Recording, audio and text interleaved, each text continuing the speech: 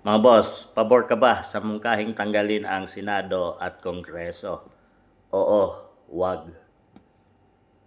Yun mga boss, sa nakikita natin ngayon ay dito sa Kongreso at Senado ang pinagmulan ng corruption mga boss. Kagaya ng mga flood control na billions, trillions ang ninanakaw mga boss. So dito ay sinasamantala ng mga ibang politiko mga boss. Hindi naman lahat, pero nandito talaga sa Kongreso ang pera mga boss ng mga congressman dahil dinadaya nila yung kanilang mga proyekto sa kanilang mga nasasakupan mga boss. Millions or billions yung kanilang budget pero hindi nila ginagamit sa tama mga boss. Siyempre, nandyan yung mga kickbacks. Kaya yung nangyayari ay mga substandard yung mga proyektong kanilang ginagawa para kumita. At siyempre, yun ay madaling masira mga boss.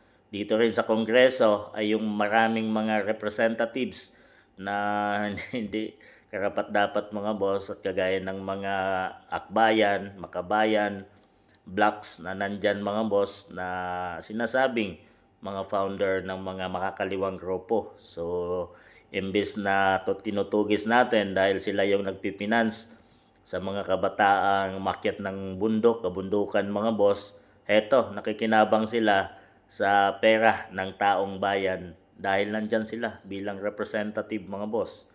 Ang Kongreso ay ginagamit din kagaya ng mga impeachment at sinasabing binabayaran sila kagaya ng mga pangyayari nung si Speaker Martin Romualdez pa, naglikom sila ng mga malaking pera mga boss na para bayaran at pumirma doon mga boss.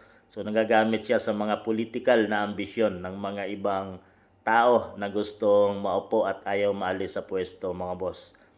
Ang Kongreso din ay ginamit ng nakaraang taon mga boss no sa kanilang sinasabing Quadcom Committee at marami silang nilitis dahil may power ang Kongreso.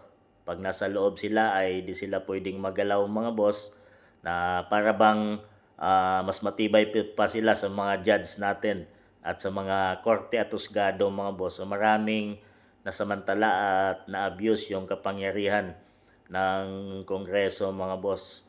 So sinabi din ni dating Pangulong FPRRD na nasa Kongreso. Kongreso ang pinaka-corrupt na agency sa buong agency ng Pilipinas mga boss. Dahil pag pumasok ka daw dyan nakatsinelas, paglabas mo nakabarong ka na at naka-Rolex na.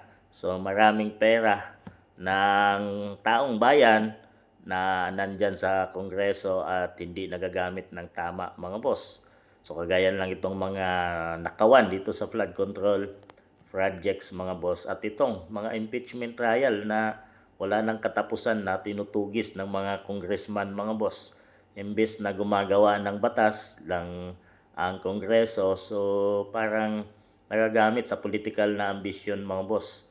So dapat na green zero talaga, buwagin na ang Kongreso. At pagdating naman sa Senado mga boss, andito din ang katatapos lang na Senate hearing ng flood control corruption scandal mga boss na nangyari sa ating bansang Pilipinas ngayon ay nagagamit din sa political na ambisyon na kung sino ang kanilang sinusuportahan at hindi talaga natutugis or na ang mga taong sangkot talaga mga boss at nalilihis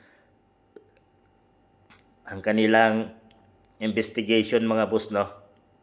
So dapat na siguro panahon na to mga boss na buwagin na.